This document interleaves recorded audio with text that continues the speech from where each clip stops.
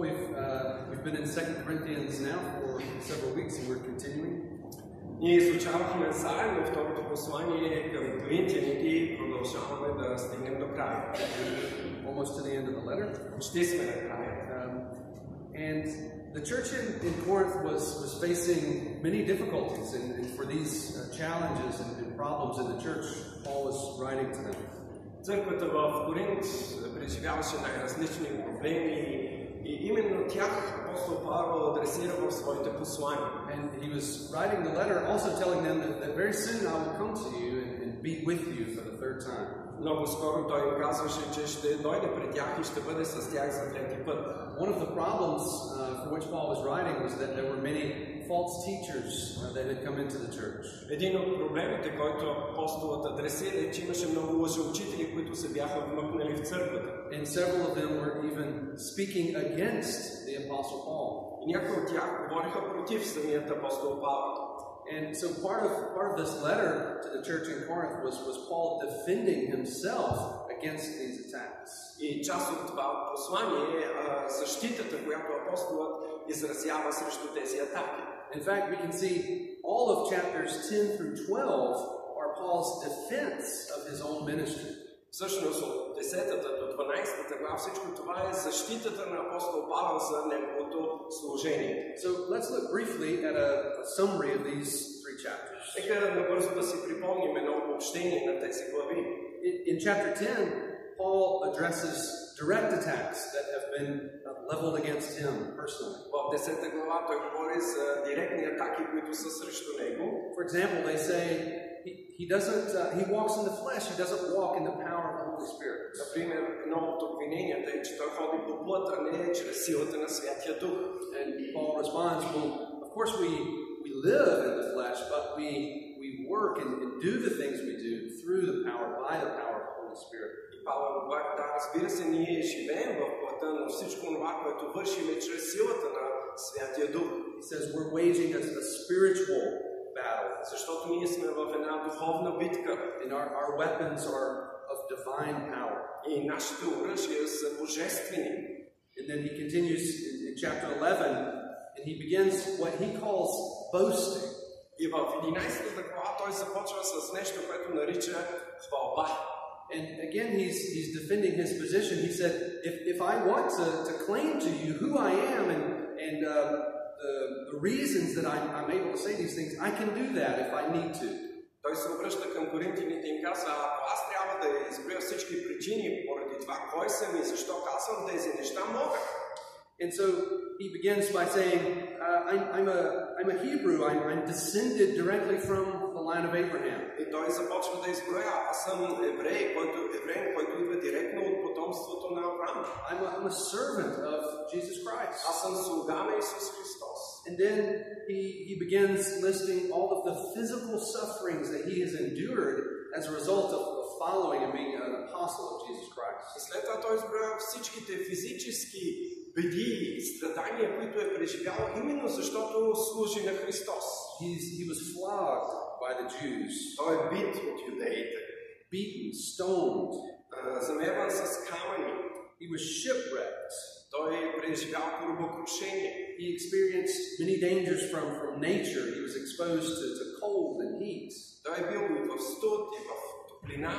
He was without food and water for long periods of time. За дълго време е бил и без храна и вода. And he says, on top of this, I had to care for all of the churches. И казвам, на всичкото отгоре аз трябваше да нося товаря за всичките църкви. And yet, въпреки това, he says in chapter 11, verse 30, в 30 стих той казва, he says, I will not boast in my sufferings, but in my weakness. Аз няма да се хваля в своите страдания, но в моите слабости. In chapter 12, he turns from boasting about his sufferings to boasting about visions and revelations that he's received from the Lord. В 12 глава той започва да се хвали с видения, които е получил от Господ. He begins sort of speaking about himself in the third person, saying, I know a man who was called up in the third heaven. Той говори за себе си в трето лице, познава човек, който е бил занесен до третото небе. And then he says he was called up into paradise. След това казва, че е бил занесен дори в рая. And there he heard many wonderful things, Там е чул много чудесни неща, which he can't even say with human words. които не може да изкаже дори с човешки думи. Now, we don't need to concentrate on the specifics of this experience in this moment. Днес не искаме да се концентрираме върху детайлите от тези преживявания. But for our purposes here today, it's enough to say that this was an amazing experience, a very unique experience. За нас е достатъчно да кажем, че това е едно невероятно преживяване, което апостол Павел е. But then immediately after this, Paul says he was given a thorn in his flesh. Веднага след това обаче апостол Павел казва, че му е бил даден трън в плътта. Then he continues in chapter 12 explaining to the Corinthians that Paul sees them, his church, or the Church of Jesus Christ that he started, as his children. He sees them as children. След това продължава да обяснява на коринтяните, че той гледа на тях като свои собствени деца. So for these 3 chapters, Paul gives his resume, the things that he's done, experienced, as to be their founder of their church. Така, в тези 3 глави апостол Павел дава своята автобиография и причините, поради които той е основател на тази църква. He's explaining that he was indeed sent by God and he has been faithful to God in his ministry. Той обяснява, че е изпратен от Бога и че е бил верен да извърши това, за което Бог го е изпратил. And that he's always acted from love for these people. И че това, което го е мотивирало да действа, е била любовта към тези хора. So that's the big picture of what Paul is doing in these 3 chapters. И така това е голямата картина, която апостол Павел ни представя в тези 3 глави. So now that we understand that, I want to focus our attention this morning on one question.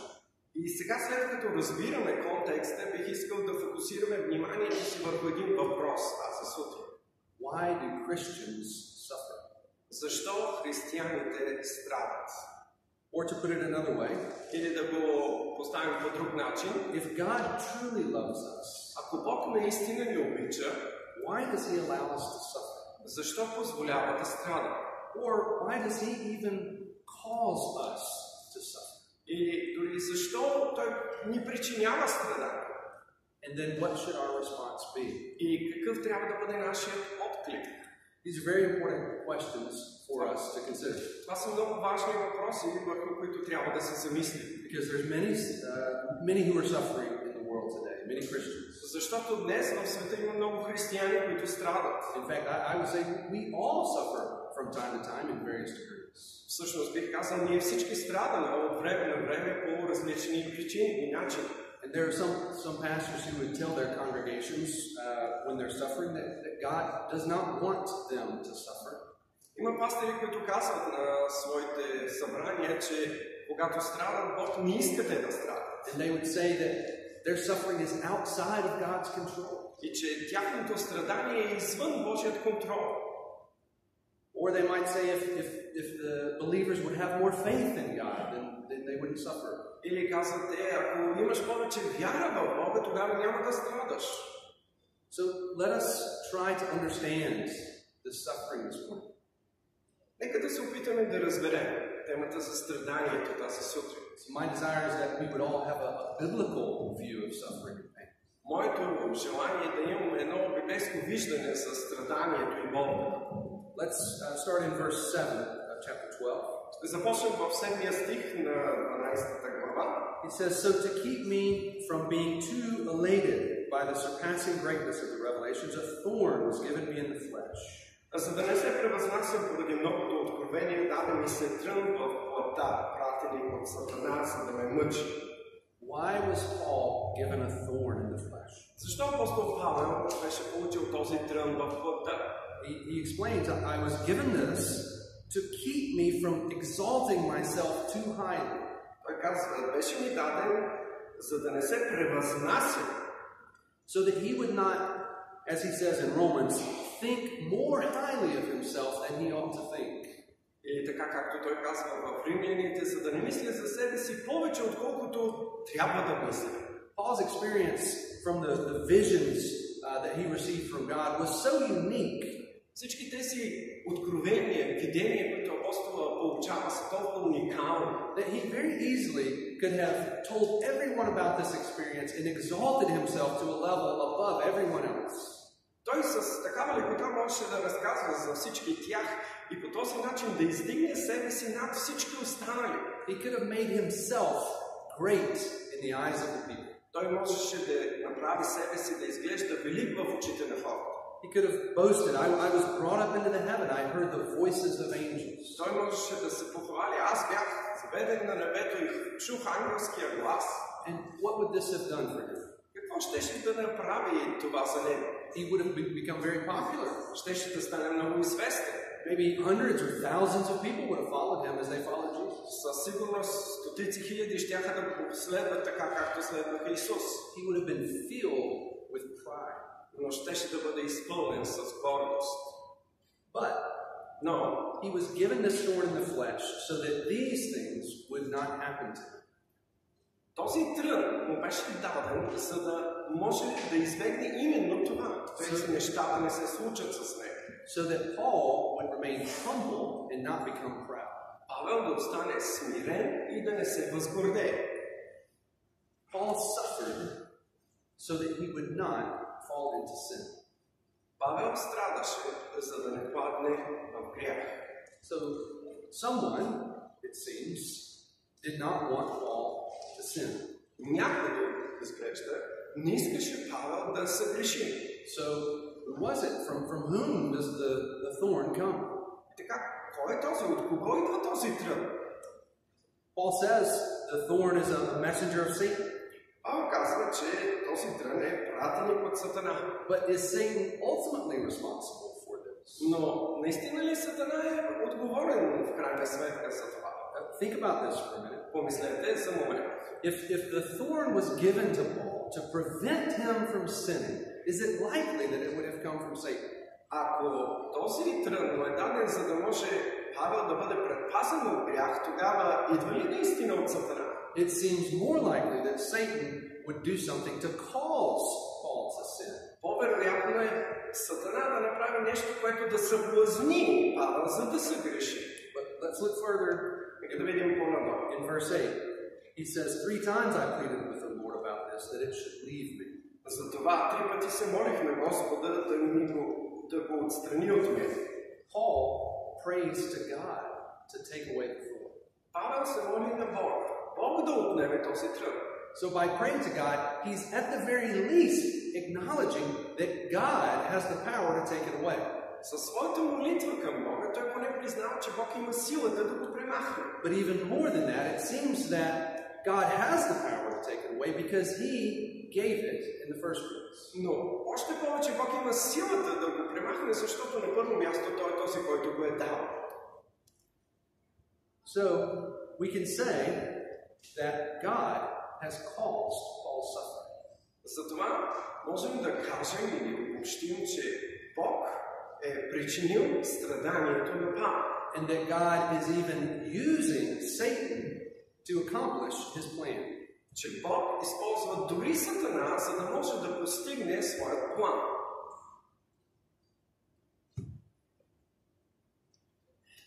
So this shows us that God is all-powerful. He's sovereign over everything. Това ни напомня, че Бог е всемогъщ и Той има контрола над абсолютно всичко. Even the presence of evil in the world. Дори и присъствието на злото в този свят. And he uses all things to accomplish his plan of salvation and renewal. И Той използва всичко, за да може да изпълни своя план за изкупление и обновление. Even our pain and suffering. Дори нашата болка и страдания. Again, I want to repeat that. Много искам да подчертая това. God uses all things. Бог използва всичко to accomplish his plan. За да постигне своят план. Even дори our pain and suffering. Нашата болка и страдания. But are there other examples of God using evil or pain and suffering to bring about good? Има ли други примери в Божието Слово, в които Бог използва злото и страданието, за да може да доведе до добро? There are many all throughout the Bible. много примери в цялата Библия. We'll look at one in the book of Genesis. Ще разгледаме един пример от книгата Битие. The story of Joseph and his brothers. Историята за Йосиф и неговите брати. As you know, Joseph was sold into slavery by his own brothers. Вие знаете тази история. Йосиф беше продаден в робство от собствените си братя. He was taken away to Egypt where he worked as a slave. Там той беше заведен в Египет, където трябваше да работи. Later he was thrown into prison on a false charge. По-късно беше хвърлен в затвора поради фалшиво обвинение. This whole time, Joseph had to work very hard, living in very poor conditions. През цялото това време Йосиф трябваше да работи много усърдно в много тежки обстоятелства. Afraid for his life. Страхувайки се за живота си. And the only thing he had was a promise from God. Единственото нещо, което имаше, беше едно обещание от Бога. So he had hope. И това му даваше надежда. And years later, Joseph is reunited with his brothers. Много по-късно, когато Йосиф е заедно с братята си, what does he tell his brothers? Той им казва. Genesis 45, verses 7 and 8. Битие 45 глава 7 и 8 стих. God sent me before you to preserve for you a remnant on earth. Бог ме изпрати преди вас, за да може да запази остатък от вас на земята. And to keep alive for you many survivors. И да има много оцелели от вас. So, it was not you who sent me here, but God. И така, не вие ме изпратихте тук, но Бог. What? Какво? God sent Joseph into slavery and to prison? Бог изпрати Йосиф в робство и в затвора. Why would he do that? Защо би направил това? He says, so that the nation of Israel would be preserved, God sent me. Той много ясно го обяснява, за да може народът на Израел да бъде запазен, Бог ме изпрати. But you might ask, well, why did God have to do it that way? Why didn't he just tell Joseph to go to Egypt? Може би си мислите, защо Бог трябваше да го направи по този начин? Не можеше просто да каже на Йосиф, иди в Египет. Did he have to be a slave and be sent to prison? Трябваше ли да бъде роб и да бъде в затвора? Why would God do that to his people? Защо Бог причинява всичкото това на своите хора? Now, I'm sure there are many reasons why God does the things that he does. Сигурен съм, че Бог има много причини, поради които прави нещата, които прави. And I do not presume to know many of them at all. И аз не претендирам да познавам много от тях. But I see three here in this passage that I want to point out to you. Но виждам поне три в този пасаж, който искам да ви споделя. The story of Joseph and his brothers is not just the story of God saving Israel. Историята на Йосиф и неговите братя не е история за това как Бог запазва единствено и само нацията на Израел. It's also a story of redemption and reconciliation.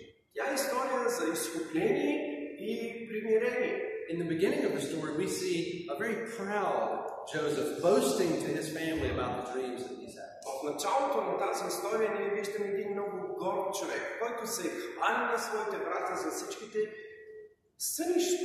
By the end of the story, Joseph is a very humble man and he gives all the glory to God. В края на тази история Йосиф е един много смирен човек, който отдава цялата слава на Бога. In the beginning of the story, Joseph's brothers hate him. They want to kill him and then they lie to their father. В началото на тази история неговите братя го мразят, те искат да го убият и лъжат баща си. But by the end of the story, they are truly sorry, asking forgiveness for their sins. В края на тази история те наистина съжаляват и молят за прошка за грехът си. And they're even willing to give their own lives for their brother Benjamin. И те са готови да пожертват собствения си живот за брат си Вениамин. All of the brothers were changed by God. Всички братя бяха променени чрез от Бога. And God used Joseph's suffering to change them. И Бог използва именно страданието на Йосиф, за да ги промени. So why does God allow or cause even his people to suffer? И така, защо Бог позволява или причинява страдания на своите хора? The first reason is for their own good. Първата причина е за тяхно собствено добро. To make us holy, за да може да ни освети, as He is holy. така както Той е свят. Secondly, На второ място, God uses suffering to show His glory, Бог използва страданието, за да може да разкрие своята слава, so that everyone knows there's a God in heaven. за да може всеки човек да знае, че има Бог на небето. 400 years after Jacob brought his family to Egypt, 400 години по-късно, след като Яков заведе своето семейство в Египет, the nation of Israel were treated very harshly, and they were made to be slaves of the Egyptians. израелтяните бяха поробени от египтяните и се отнасяха към тях много зле. They cried out to God to rescue them. И те извикаха към Бога да ги избави. And God remembered His promise to His people, and He heard their cry. Бог си спомни своето обещание да ги избави. And He rescued them from Egypt. И ги избави от Египет. But He didn't just send an army of angels or send a human army to take them away from Egypt. Но Той ни изпрати една войска от ангели, които да ги изведат, или една човешка войска. God sent 10 plagues upon Egypt Бог изпрати 10 язви върху Египет, to torment the people. за да измъчват хората. Why did He do it this way? Защо го направи по този начин? In Exodus chapter 7, God is talking to Moses. В Изход 7 глава Бог говори на Моисей, And God says, и Бог му каза: Pharaoh will not listen to you. Фараона няма да те послуша. I will lay my hand on Egypt and bring my hosts. Аз ще поставя ръката си върху Египет и ще докарам своята войска. My people, the children of Israel, И моят народ, децата на Израел, out of the land of Egypt by great acts of judgment. ще изведат чрез големи дела на съд. The Egyptians shall know that I am the Lord, И египтяните ще познаят, че аз съм Господ. when I stretch out my hand against Egypt and bring out the people of Israel from among them. Когато протегна ръката си срещу Египет и изведа моя народ измежду тях. Why did He do it this way? Защо Бог го направи по този начин? So that the Egyptians will know that I am the Lord. Така че египтяните да могат да разберат, че аз съм Господ. God doesn't only want to rescue His people. Бог не само иска да избави своите хора. He wants all people in the world to know that there is an all-powerful, almighty God. Бог иска всички хора в този свят да знаят, че съществува всемогъщ Бог. Later, God talks with Moses again. По-късно Бог говори отново с Моисей. And He says, Go into Pharaoh, for I have hardened his heart and the heart of his servants. Иди отново при фараона, защото закоравих сърцето му и сърцата на неговите слуги, That I may show my signs among them. за да мога да изявя славата си между тях. And that you may tell in the hearing of your son and your grandson how I dealt harshly with the Egyptians. Така че ти да можеш да разкажеш на своите синове и на внуците си как аз съм се отнесъл към египтяните. That you may know that I am the Lord. За да може ти да познаеш, че аз съм Господ. God wants His people to know that He is sovereign over everything. Бог иска неговите хора да знаят, че Той е суверен над всичко. He says, I've hardened Pharaoh's heart. Аз, казва, закоравих сърцето на фараона. That you may know that I am the Lord. За да може ти да познаеш, че аз съм Господ. Later in Exodus 11 chapter 7, God says, But not a dog shall growl against any of the people of Israel. После в 11 глава на Изход 7 стих той казва: нито куче няма да излае срещу народа на Израел. So God is saying, when my people Israel leave Egypt, not even the dogs will bark at this. С други думи, Бог казва, когато моят народ излиза от Египет, нито кучетата няма да излаят срещу тях. If you don't yet believe that God is sovereign over everything, think about that He is in control of the dogs barking. Ако не вярвате, че Бог е суверен, тази дума означава, че Той има абсолютен пълен контрол. Помислете дори на този факт. Той казва, че дори има контрол върху лаенето на кучетата. God allowed His chosen people, the nation of Israel, Бог казва, че позволява своят народ, Израел, the descendants of Abraham, Isaac, and Jacob, наследниците на Авраам, Яков и Исак, to suffer да in страдат Egypt. в Египет. Then he rescues them. И тогава ги избавя. He rescues them because he loves his people and he made a promise to them. Той ги избавя, защото обича своят народ и им е дал обещание. He rescues them with plagues to display his power and his glory. Той ги избавя чрез язви, за да може да изяви своята сила и слава. Can you imagine the power and sovereignty of God? Можете ли да си представите Божията слава и суверенитет? He acts in powerful ways so that his people and all people will know there is a God. Той действа по всемогъщи начини, за да може всички хора да познаят, че Той е Бог. And no one has an excuse И да няма никой, който да е без извинение, to say, I didn't know there is a God. който да каже, не знаех, че има Бог. The third reason Третата причина is to show the love of Christ in the world. да може да изяви Христовата любов в този свят. In Paul's letter to the Colossians, В посланието на апостол Павел към колосяните, Paul says, Now I rejoice in my sufferings for your sake, and in my flesh I am filling up what is lacking in Christ's afflictions. Първата глава, 24 стих казва, сега аз се радвам в страданията си заради вас. И в плътта си допълвам онова, което липсва на Христовите страдания. For the sake of his body, the church. Заради неговото тяло, което е църквата. Paul rejoices in his sufferings. Павел се радва в своите страдания. Do you remember all the sufferings that Paul endured? Спомняте ли си всички страдания, през които апостол Павел премина? The beatings, the stonings, the shipwrecks. Всичките тези побои, които получи, замерването с камъни, корабокрушенията. And yet Paul says, thank you, God. И въпреки това, той казва, благодаря ти, Боже. Why does he say thank you? Why does he rejoice? Защо се радва? For your sake. Заради вас. The church. Заради църквата. I rejoice in my sufferings for your sake. Заради вас, казва апостол Павел, се радва. Now, he's writing to this church in Colossae, so they somehow benefited from Paul's sufferings. Той пише на тази църква, защото по някакъв начин те са се възползвали от неговите страдания. Paul says, I'm filling up what is lacking in Christ's afflictions. Той каза, аз допълвам страданията на Христос. So what does he mean by that? Какво има предвид, апостол? He's not talking about the atonement. Той не говори за изкуплението на Христос. Christ finally and completely provided atonement for all people. Божието Христовото изкупление е абсолютно и напълно за всички хора. For all those who believe in him. За всички, които са повярвали в него. Jesus said in John 15:13, Исус казва в Йоан 13 глава 15 стих, Greater love has no man in this than someone lay down his life for his friends.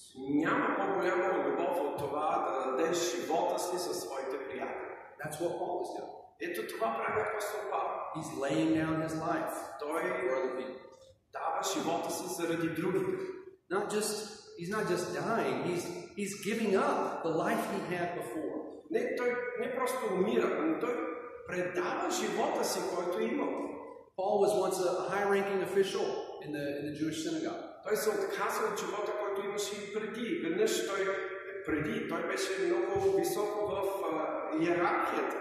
He was even persecuting Christians and not being persecuted himself. Той беше този, който преследваше християните, а не беше преследван. But he gave up all of that. Но той се отказа от всичко това. He left his comfortable life. Той напусна удобният си живот. For a life of suffering. За да започне един живот на страдание. This is the mark of a true Christian. Това е белегът на истинският християнин. Not that you say, I believe in God and I come to church sometimes. Не да кажеш, аз вярвам в Бога и ходя от време на време на църква. Do you give your life for other people? Готов ли си да дадеш живота си за другите? Do you forsake your own comfort? да престъпиш своята зона на комфорт. Do you despise the shame as Jesus did for other people? Да можеш, така както Исус презря срама заради нас. So Paul says, I'm filling up what is lacking. Павел казва, аз допълвам Христовите страдания. And what is lacking is the continuation of Jesus' sufferings. И това, което липсва, е продължението на Христовите страдания. That is, Jesus came to this earth to suffer for the salvation of his people. Исус дойде, за да пострада със своят народ. His apostles witnessed what he did. Неговите апостоли свидетелстваха за това, което той направи. They were changed. Те бяха променени. And he said, go and do as I have done. Той им каза, идете и направете това, което аз съм направил. Go and give up your lives for other people so that they can see my love for them.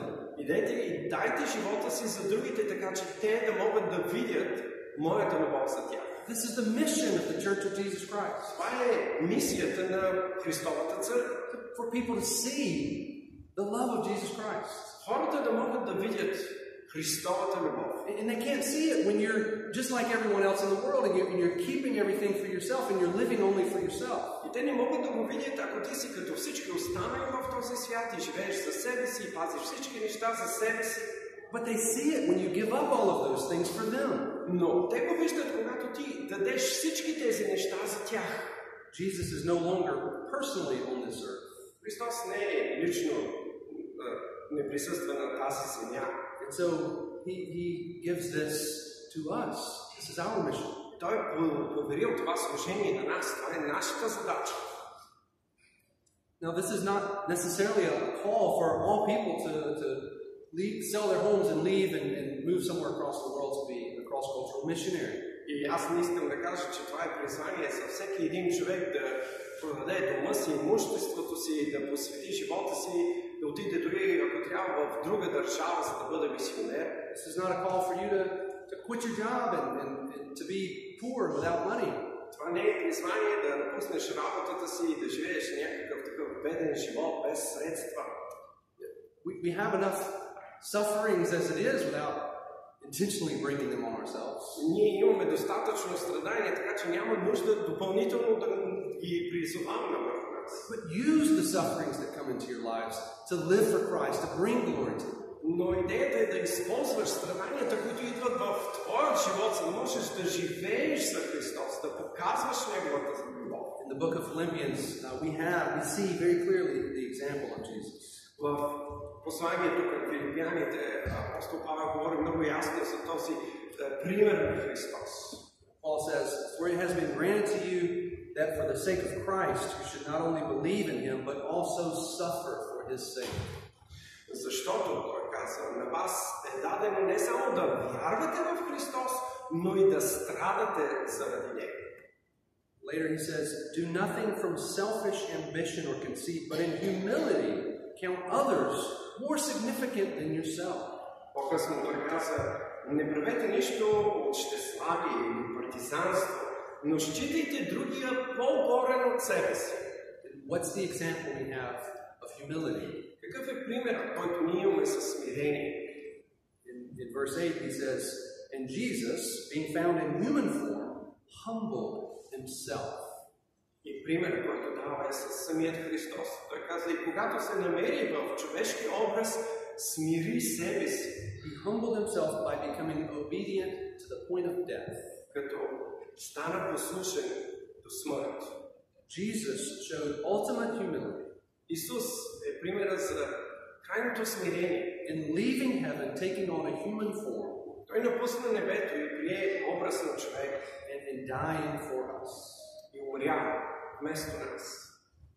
If we're to show the love of Christ to other people, ние трябва да изявим Христовата любов към другите. We also must be humble. Ние трябва да се смирим. Paul was humbled by his thorn in the flesh. Павел беше смирен чрез този трън в своята плът. It's very likely that God also humbles us through our pain and suffering. Много е ясно, че Бог използва и нашите страдания и болки, за да ни смирява. Suffering for other people is an act of love. Да пострадаш заради другите е израз на любов. Remaining comfortable and only living for yourself is selfishness, the very opposite of Christ's example. Да живееш само за себе си и да използваш всички ресурси единствено и само за себе си и себичност, точно противоположно на Христовия пример. And then Paul says, if there's any encouragement in Christ, any comfort from love, any participation in the Spirit, any affection and sympathy, complete my joy by being of the same mind, having the same love, and being in full accord of one mind.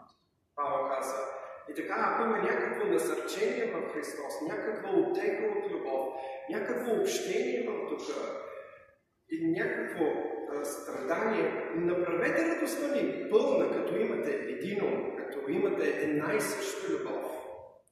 In other words, Paul is saying, follow my example and the example of Jesus of suffering to show the love of Christ. И Павел каза, следвайте моят пример, така както аз следвам примера на Исус в страдание.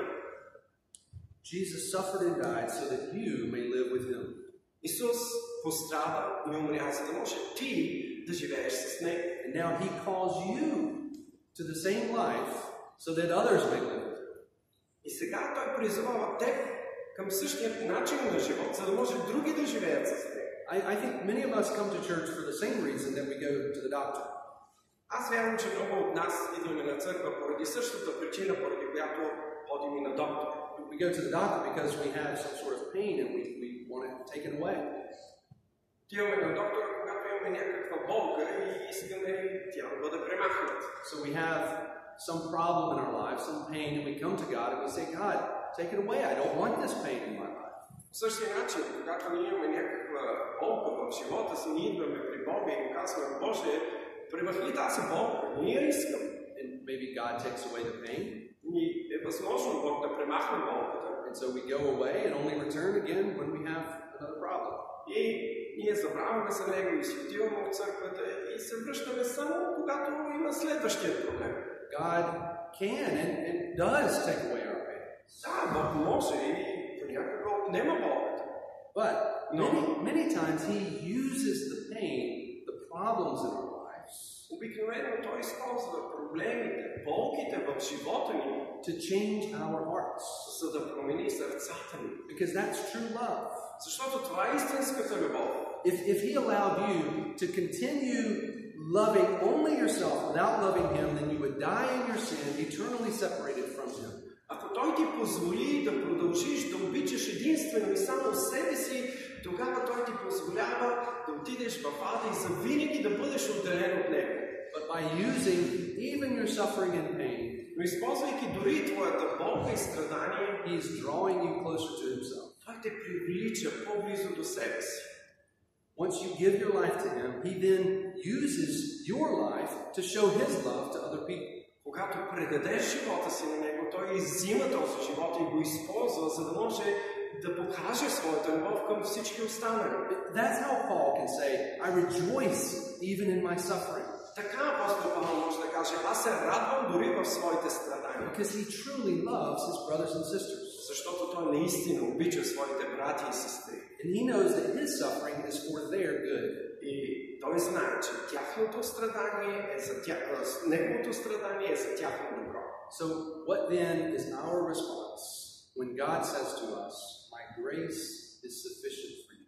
И така, какъв трябва да бъде нашият отклик, когато Бог ни каже, достатъчно ти е моята благодат? Again, in 2 Corinthians, Paul says, I pleaded with the Lord 3 times to take away the thorn. Апостол Павел пише в 2 Коринтяни, затова 3 пъти се молих на Господа да отстрани от мене този трън. In verse 9, God answers Paul. И в 9 стих, Бог отговаря, my grace is sufficient for you, for my power is made perfect in weakness.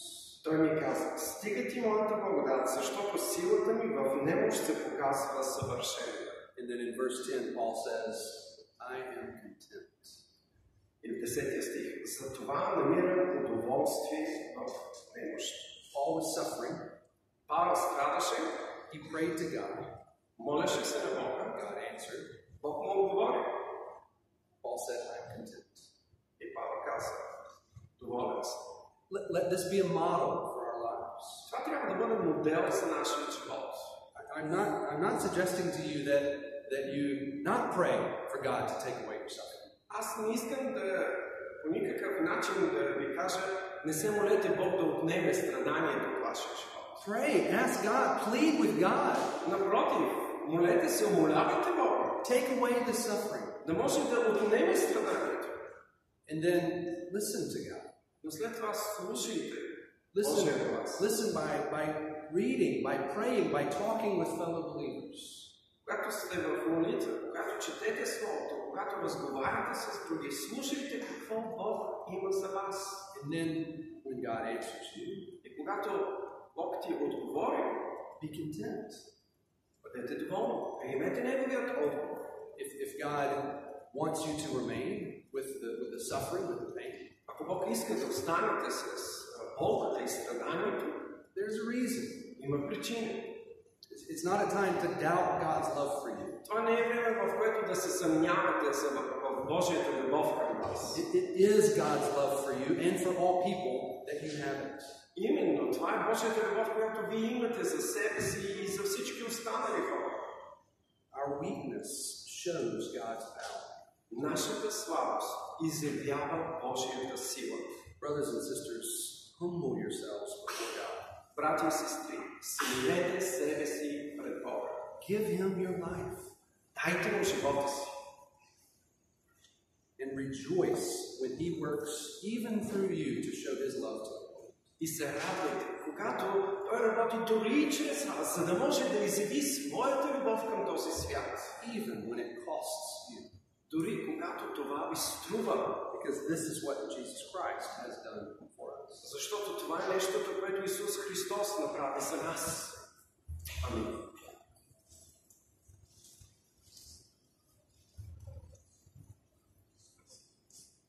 Нека да се помолим. Святи Господи, Ти си великият, самогъщият Бог.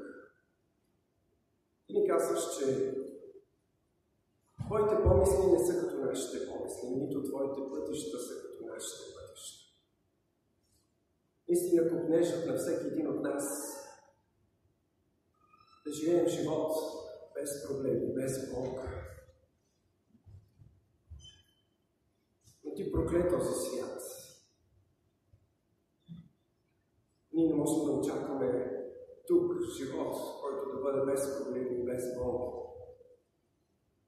Ти ни обеща, че ще ни заведеш в своето царство и ще обършиш всяка една сълза и ще отнемеш всяка една болка, защото Ти ги понесе на кръста за нас. Ти ни обеща, че в Твоите рани ние ще бъдем изцелени. Ние вярваме и очакваме този миг, в който Ти ще дойдеш да ни вземеш. Но днес, докато сме още тук на тази земя и Ти позволяваш страданието да дойде в нашия живот, дай ни да можем да отговорим по правилният начин. Изпълни животът ни със смирение пред Тебе. Не да протестираме, не да се отвръщаме от Тебе, но да смирим себе си и да приемем Твоята воля за нашия живот. Помни да предадем живота си в Твоята ръка, да бъдем уверени в Твоята любов, да последваме примера на Господ Исус Христос, който даде живота си за нас. Да бъдем и ние готови да пожертваме комфорта си, удобствата си, за да живеем за Тебе. Моля Те, прослави името си в нас и чрез нас.